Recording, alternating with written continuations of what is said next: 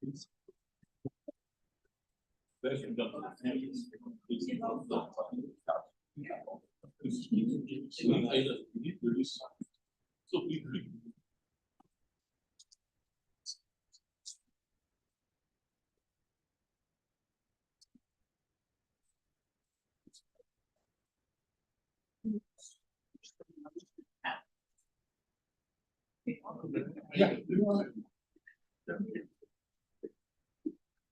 Morning. Morning. Want to make sure you can hear me. Yep. Welcome to our committee meeting. Good. I want to call this meeting to order. Ms. Member, would you please call the roll? Chairman Cornell Slade. Here. Trustee James Mitchell. Here. Trustee Cameron Emery. Here. Trustee James Walker. Present. Trustee Roger Allison. Present. We have a quorum. The Department of Athletics will share 6 informational items as noted on the agenda. And with that, I'll bring forward Dr. Perkins. Thank you. Can everyone hear me well? Yes. Okay, great. Chancellor, board of trustees, colleagues, thank you for having me. I'm going to start with some quick highlights, updates of athletics for this year, and then get into some finances and things of that nature. I guess one of the biggest eyesores we fixed is I hope you guys get a chance while you're here to look at the new turf field. It's coming along great. I think they have less than 2 weeks before it will be finished. A little weather here and there, but we're still ahead of schedule and under budget. 2 great things we all like to hear. So if you get a chance, while you are here today, please take a walk through. It looks great, and we're like I said, almost there with that. Next,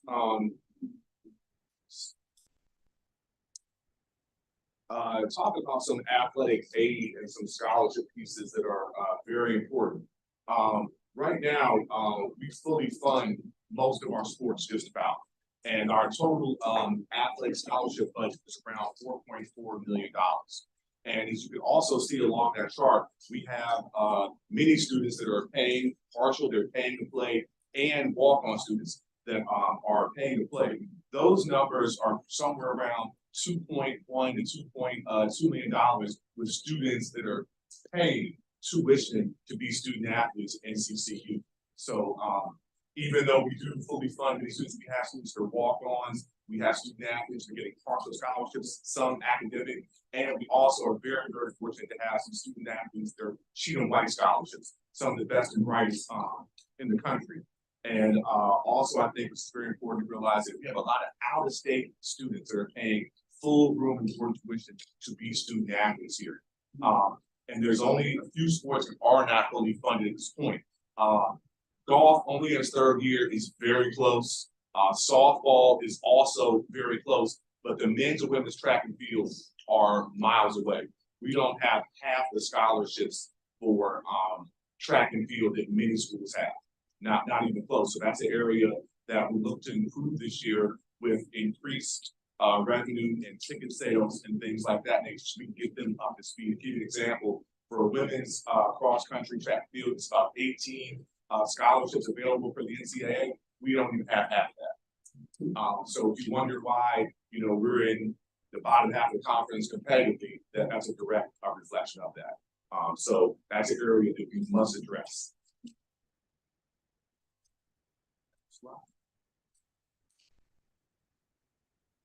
There you go. Okay, now the 3 biggest things in the NCAA that are all over the place right now are conference realignment, transfer portal, and NIL. From a conference alignment standpoint, we're in pretty good shape because we're in a good conference and we're one of the leaders in that conference. And as the MEAC has strong 8 schools, there are several that are interested, that have gone through feasibility studies, and we look for them to apply once they get full board approval. So the next piece would be the NCAA transfer, and that is extremely intense right now. I'll give you an example. There are several big schools from many conferences that they basically wait for our all conference list to come out, and then they immediately try to recruit those schools, our student athletes to come to their school. So, as you can see, these are just some of the basic rules and regulations regarding the transfer portal and how it operates. And there is a lot of backdoor negotiating as we speak, which brings us directly to name, image, and likeness. That's the other new piece that's all over the place. So basically, this is bigger schools giving student athletes more money to come to their schools. We had a student athlete, a basketball player, who was on campus. Young man wanted to come here. Meeting with his parents, me and Coach Motor meeting. All that young man wanted to know is how much money we were going to give him. Didn't care about the scholarship. Didn't care about the men to women ratio on campus. All he wanted to know was how much money we were going to give him. And we let him know that we have cost of attendance, things of that nature. But he had a school that was going to give him $40,000 a year. So guess what he did? The school giving him $40,000 a year. So I'm going to give you guys two quick questions. We're not going to get too much into the name, image, and likeness, but I can also share that information with you. But I'm going to give you two related questions regarding boosters and administration, just so you can kind of feel how convoluted this area is and how it's fluid, transitioning every day.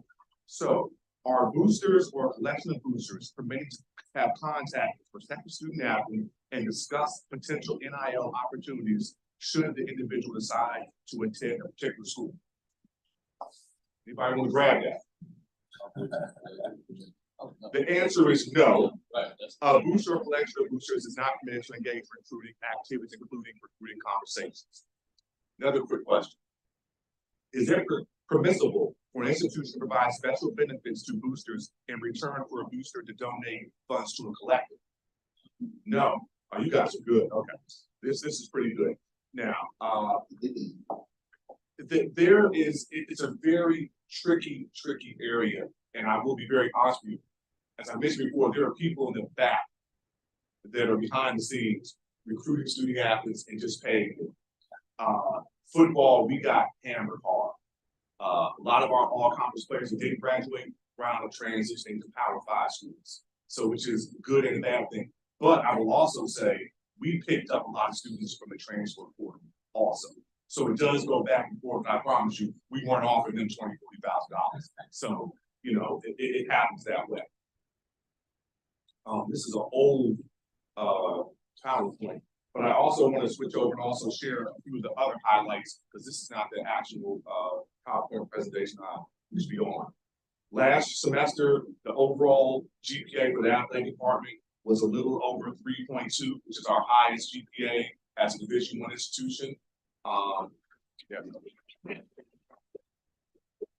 Absolutely incredible. Next, men's and women's cross country, even with some of those numbers we mentioned, both teams finished in third place at the podium, which is their highest finish as a Division I institution. The football schedule is out, and I'm very excited to say that Trustee Vice Chancellor Pastor mentioned how big that game is going to be in Miami, and that game is about a $400,000 payout for us. So that's a wonderful trip. And then we will follow that game in a few weeks playing in Chapel Hill, which is also a large payday for us also.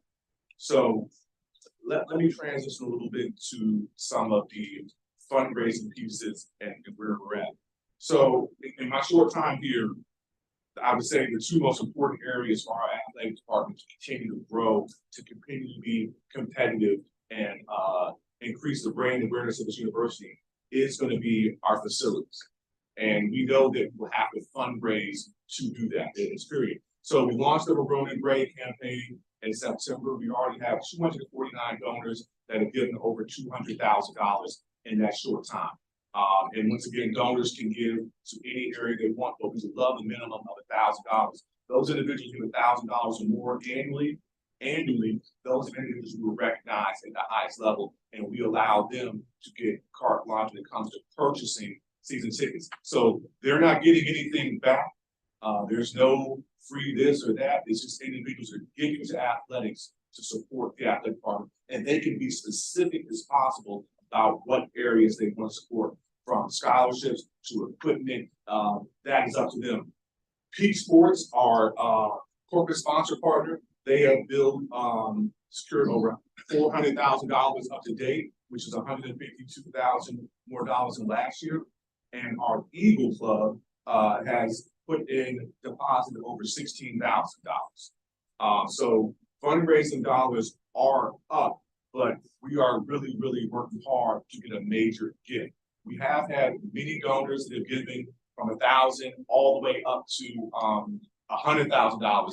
But at this point right now, we are trying to secure major gifts, which have been very helpful with Susan Hester. We have had some meetings with some large corporations, large organizations, where we've specifically been asking for gifts of $1 million to $2.5 million. I won't go into some of their names, but we have had those conversations. So we know we are moving forward. And I will be honest, these are not alums. These are corporations. So those take a little time, take a little friend raising and things like that. And they want some naming rights. They want something in return.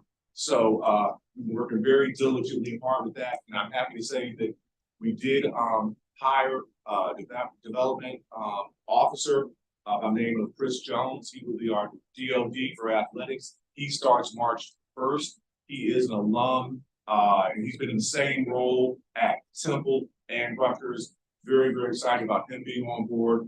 And also, we have finally found a replacement for Kyle Serba. I know you guys have missed those great email updates he sends and things like that.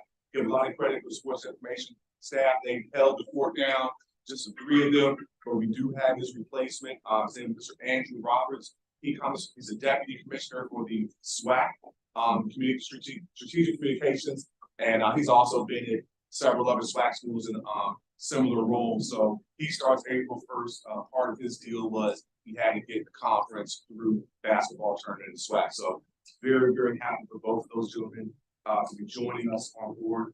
And as we talk about fundraising, I'm going to also mention that today around 5 o'clock, we have the unveil for our golf indoor practice facility. About a year and a half ago, we were able to get a racquetball court inside of the Walker Complex, and with fundraising dollars only, we have totally renovated that into an indoor golf facility. So I hope before you guys go to the reception, that you have a chance to go through Walker Complex and take a look at it. 5 o'clock, we will have a sale, and it is absolutely first class. And we modeled it after several Division I programs in the area. So we know ours is 100% comparable to what Duke is using, what Carolina is using, what State is using. So I have to give our golf coach a lot of credit, who we will be replacing, because she's also our deputy AD, and she started the program 3 years ago, Dr. Creed. So she is going to help us hire her replacement because she has been double dipping for a while now. So I look forward to that process, but she's done a dynamite job. Like I said, I hope all of the chance to go over there. That concludes my report. I'm open to any questions. But I would say our focus and our direction really is towards the fundraising and facility piece. And we've been very fortunate with, as Ms. Hester mentioned earlier, them being fully robust in the advancement areas is our gift too. Because we've been able to work very closely with them.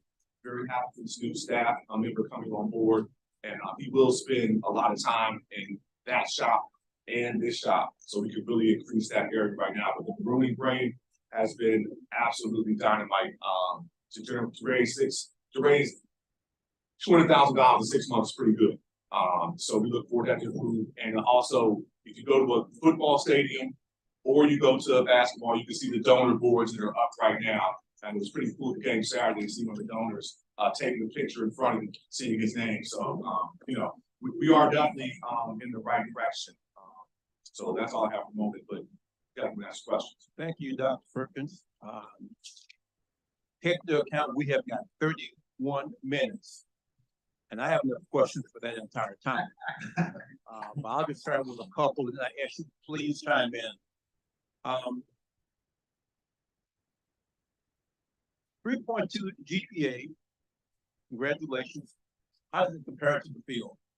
To our MEAC schools? Other MEAC schools, yes.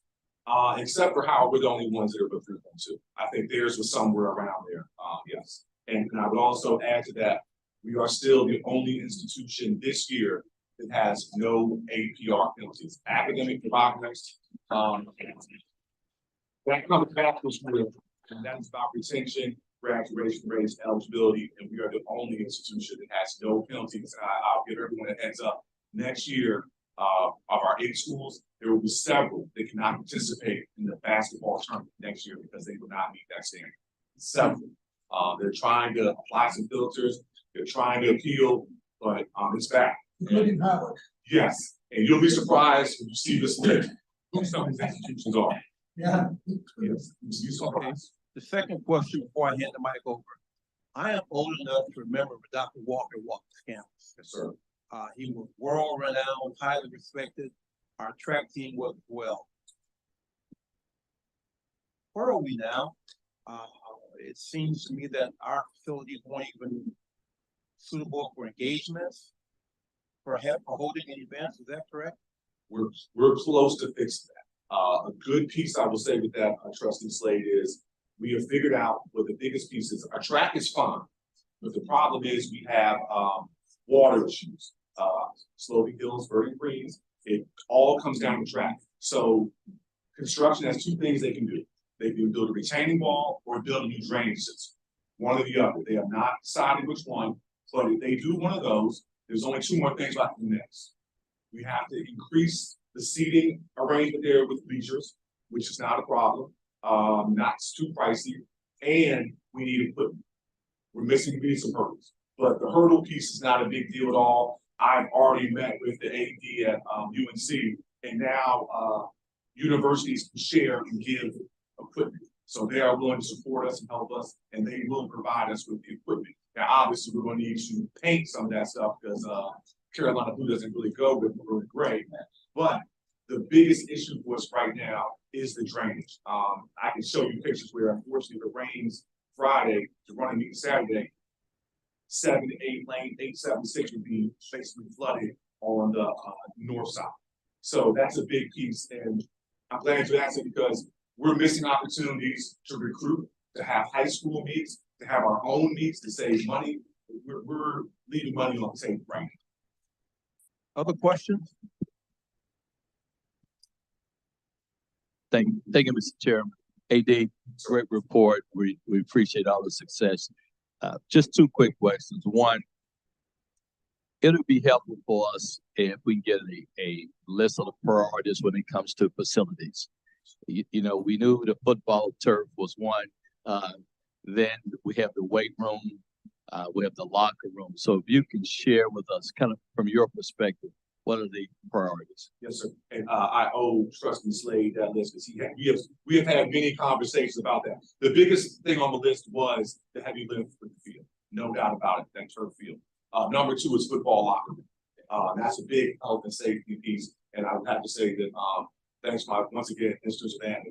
That is the biggest piece that we've been working on. So we have met with the NFL, NBA, some major players with that, and some naming rights and some successful African-American philanthropists regarding that too. Those were 2 biggest, and the other piece I would have to say would be the practice facility for basketball and volleyball. If you wonder why we miss foul shots sometimes, I'll be very honest. We only have 2 basketball courts. That's just what it is. And, you know, I hate when LaBelle says it. I hate to have to say it right now, but if you talk about being consistent, imagine if you had someone studying for a law exam, you have to be somewhere you can study. Well, there's some times where people just need to shoot 100 foul shots a day. That is very tough for us because that gym is also used by both teams, volleyball, cheerleading, and I'm not going to have a cheerleading team practice for guys shooting and young ladies shooting foul shots. That is a big piece. So those are our big 3 ticket items right now. And I probably should have shared with Trustee Slade also. Our women's softball team, we finally have them practicing in Durham. Thank you, Trustee Chadwell. They're practicing. They're still playing in Cary, but we are practicing in Durham at Hillside Park. We've taken ownership of it. It's been a wonderful partnership with them, low rent, but they need a batting cage. They need to target that field. Those are some of the areas that are like around $15,000 to $20,000, and we have to figure out how we're gonna do the bleachers for the track. Those are just immediate, I don't wanna say low hanging fruit, because $20,000 is still a lot of money, but those are the areas we need to do the locker room the right way, safe, secure for football. That's somewhere around $4 to $5 million. And then the practice facility, which we have the location on campus to do it, we've gotten some reports about $3.5 million. And that's gonna have to be done by an external force. I don't see that being done internally. That's something that we have to do. And I trust that there's no excuses. We just have to get out there and really, beat folks down. We have to make those asks. We have to get in front of them. Chris Davis mentioned earlier, you have to ask people, you have to get in front of them. They're not just gonna come over here and volunteer $2 million for us. I think the naming rights are important, things like that, but those are up top of my head, the large ones, but that piece regarding softball, track and field, some of our non-revenue sports, we also need to show them a lot of love too, because they've been doing well. I know football and basketball gets a lot of credit. They are always first and second, but we have a lot of non-revenue sports that are really meeting the grade in conference too, and not just conference. We've beaten UNC Asheville, the Campbell, and the various sports. So our peer institutions, we kick their butts too on respective playing fields. My last question, Trustee Slade. AD, when you think about the Pac-10 and what happened to that conference, I want us to be proactive as relate to the NBAC. So can you share the future of the NBAC and where you think, I'm trying to be kind, should we still be affiliated or do we have other options? The good thing for us is we have options. I will say that, and the Chancellor can speak to this, even when that big realignment piece started happening, we got calls from Conference USA, we got calls from Big South. People like our profile, they like our location, so we're always gonna have a Division I home. Right now, just being honest, the MEAC is the best conference for us. And I think all 8 institutions are solid in being the MEAC. And the good thing is there are 2 other schools that are trying to make the push to be in the MEAC. Very hard. Like I said, they've done feasibility studies. They've met with this MEAC. We've been there to see their institution, but they're coming up. So that means there's a little bit of a time period and some money they have to get together too. And I would say 2 institutions fit us perfectly, geographically, different markets for us, it will work well. But we do have an escape plan because we're wanted. It's a really good piece. But I will also share with you, talking to our colleagues that have left the MEAC and that have been in the Big South and CAA, they do not speak highly about the experiences that they have had. And we don't forget, we are an affiliate member of the NEC for men's and women's golf right now. So we do participate in there, and they would love to have us with a truck. They would love to have us. But right now, the best thing for us is right where we're at. I'll give Chancellor a lot of credit. Howard was on the verge. If the Chancellor would not have been on the chair of that committee, we would have lost Howard 4 years ago because they would have been there. But talking to their AD, he keeps on saying the best thing for them was to stay because they're an affiliate with 5 sports in the NEC, and they only talk about this experience that they're having. And it's not been very positive, being very honest. Thank you. Emory? Thank you, Dr. Perkins, for your presentation. My question's a little bit outside of your presentation. I understand the revenue that is being made from parking for game days, with tailgating and things like that. But how can we provide students more parking during game days? Whether it be just a lot for each side of campus, being the Marytown side of campus and being the side of, Austin Avenue. Where can we provide that at? That's a tough one. Being landlocked and only having one deck, game day parking is an absolute beast. I'm gonna assume you're referring to free parking. Absolutely.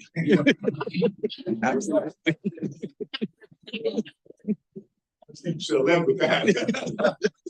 I have to be honest, parking is our nemesis, especially on game day. It doesn't matter who we're playing, we draw well. We're gonna have to figure that one out because it might be a situation where we got to work with some shuttles from Shepherd Middle School, something of that nature. but it's an absolute, it's a nightmare. Let's just be frank. It is. And even on a normal day or even a basketball game, we still have parking, quote unquote, issues. But I'm not against trying to find some way to help our students. I understand that you guys get moved out on Friday and then you gotta come back on Sunday, because we do sell those spaces. And I have to be honest with you, we do well parking, tickets, tailgating, everything you just mentioned. We do very well. And with next year playing A&T at home, Howard, homecoming, our 5 games are gonna do really well. So, oh wow, that's a tough one. But I think there are some possibilities. I think maybe some type of shuttle service off campus that we can go back and forth. Your cars are safe and you can get your, get there in a safe, and this a little amount of time would be good. But I think the shuttle would probably be the only way, because we're not gonna have a parking deck in a year. But maybe, like I said, Shepherd Middle School, park there and just have shuttles running like we do normally would be some time ahead of something we could do, and obviously not charge our students, because you guys are already paying enough. Right. So And so I get, big games like A&T, Winston, games like that. But when we're having smaller games, there are some parking lots, and I have done my own little study of it. There are some parking lots that we can identify as student parking. I'm just not sure what they are identified from athletic standpoint. And so I'm gonna give you examples. I'm gonna give you examples. School of Education parking lot. What is that? What is that parking lot allocated to during game days? If I can just briefly, that's down in the weeds away a good bit. If we can defer that, take it offline, I think that might be the most appropriate way. Thank you. Yeah, well, thank you, Mr. Chairman, because anytime we talk about parking on our campus here, it's $1 million question, and there is no quick fix. I just want to be transparent, and I think Cameron knows this. Parking has been a major conversation on our campus, not just on game day. I think we've gone through this many times because of where we are. He is correct about that, and we are growing in population, but we have no line at all, and that's going to get worse before it gets better, frankly. So the question that one of your students actually came to me a couple of days ago to raise that question. It's a member of the 1910 group, and who wanted to know how can we increase parking for first-time freshman students and all of that. I was very frank with him, and I told him that, look, even where you have ample parking, if you look at other institutions like Harvard and many other schools like that, first-time freshman students, so freshmen and sophomore are not allowed to bring cars to campus. Not because they don't want to drive, but because of the compression. There are no spaces on campus, and I know that students want to be able to park close to the classroom where they're going and all of that. We don't have that luxury on campus.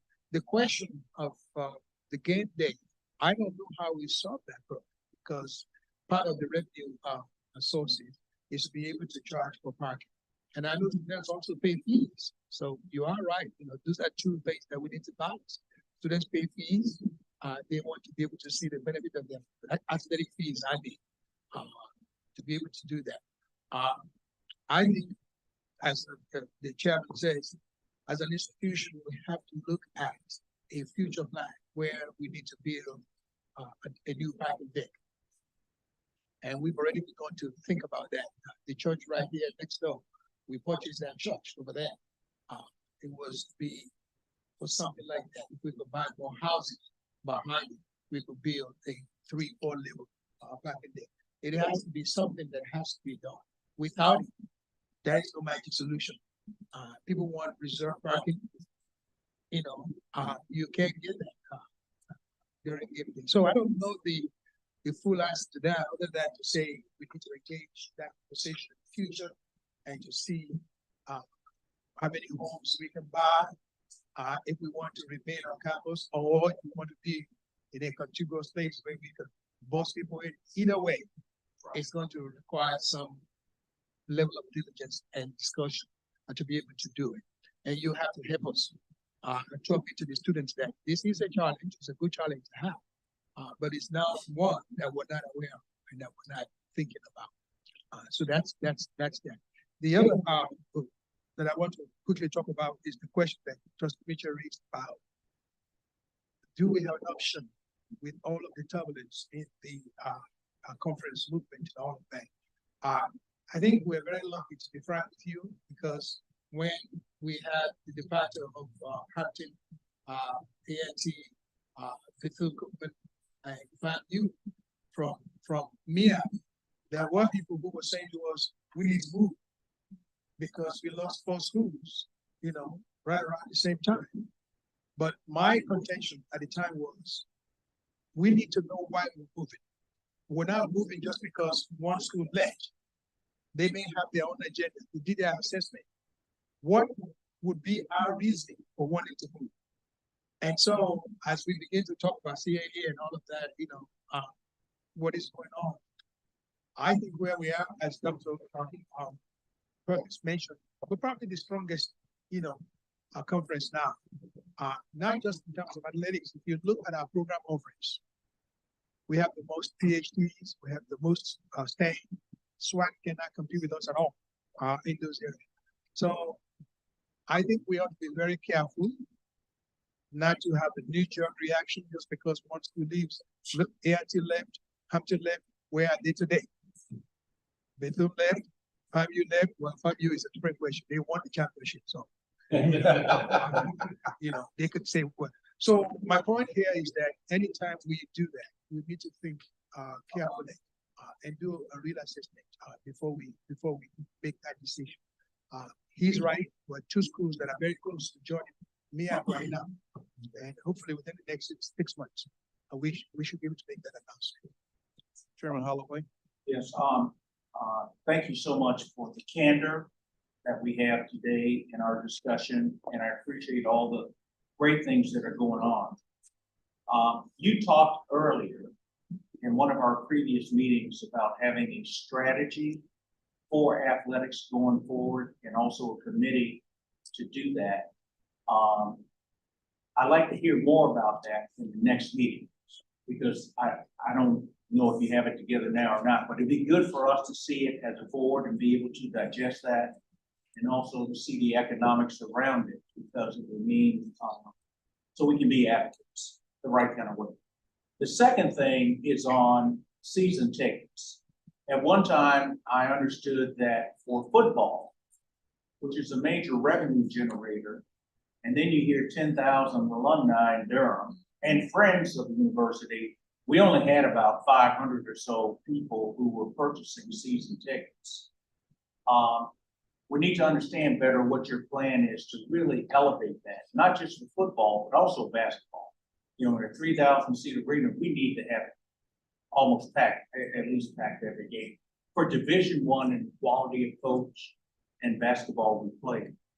And then the last thing, can you give us an update? For those of you who don't know, our quarterback played in a legacy game this past Saturday, won an MVP trophy, and doing it. Scouts considered him the top tier player in that game. They all wanted to see him, and he did well during the week. And he ended up getting hurt. Can you give us an update on where he is and what that means for him? So I'll start with Davius, Richard. First, I'll say devastating injury, probably a better person than football player. He's awesome young man. And our football coach is highly upset. Has dislocated his ankle. And he was one of the guys that was going to get drafted the second day. So that is totally in limbo now. He is back in Nashville where he was training with his agent. They have not decided what the next course of action is for the repair of his leg. He's in good spirits. I have talked to him, been in communication with him. So whether he gets drafted this year, I would say it's tough because he will not be able to play. He won't be able to go to he'll be able to play at some point, but he could miss all the spring training, all the rookie mini camp. He can miss all of that. And I will say this: to run a quarterback in an all-star game is wishful. I won't use the words Trey used, but it was classless in my opinion. And I think he was set up for failure. Especially on the goal. Hey, you don't run it, you don't do that. But he is in good spirits. They're saying right now 4 to 6 months. Oh, And I can be honest with you, he was definitely getting drafted, and like I said, I heard from the kid because much better person than ever a student athlete. If you ever had a chance to meet or talk to this young man, you know what I'm saying. So that hurts. Okay, we've got 10 minutes, trustee Alexander. Great presentation, Dr. Perkins. Really appreciated the information that you gave us. I wanted to just say that the Maroon and Grape program that you got going on, the fundraising, needs our support as trustees.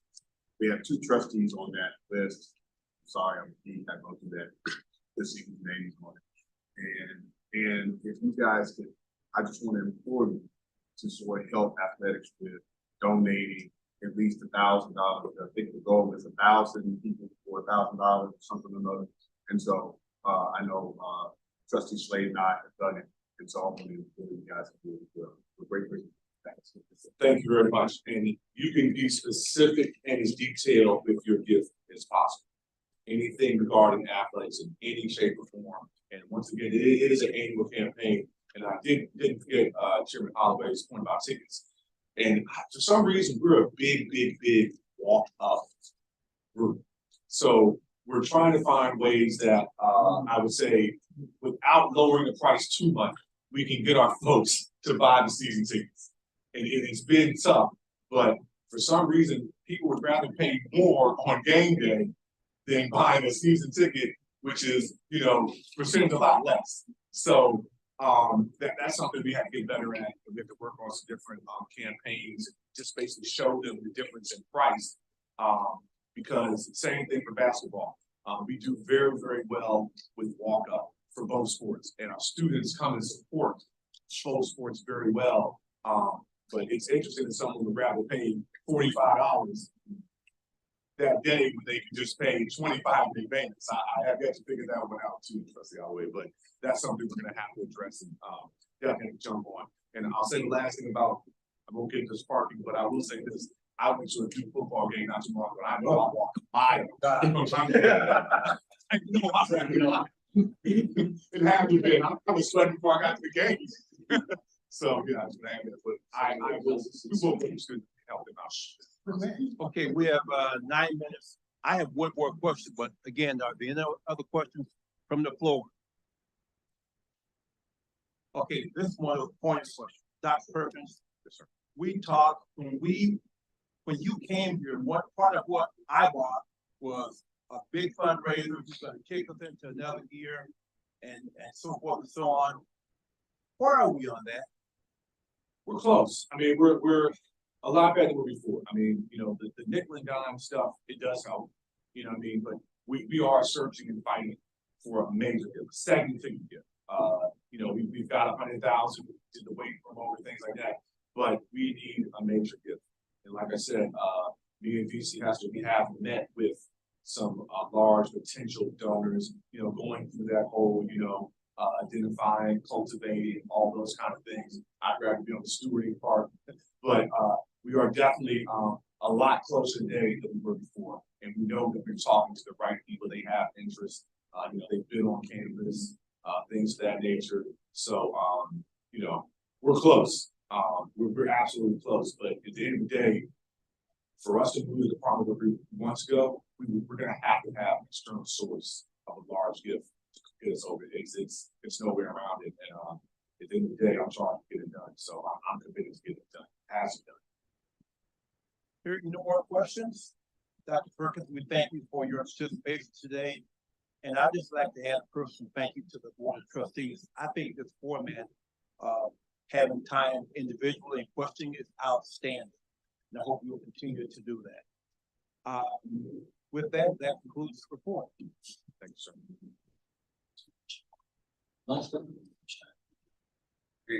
And now it's lunchtime. Panther want me to take now. That's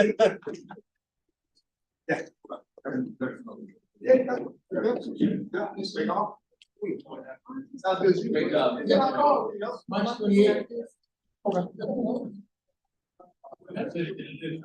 Other than the same room as breakfast, in case somebody's curious. Same room as breakfast. Thank you, Mr. Chairman.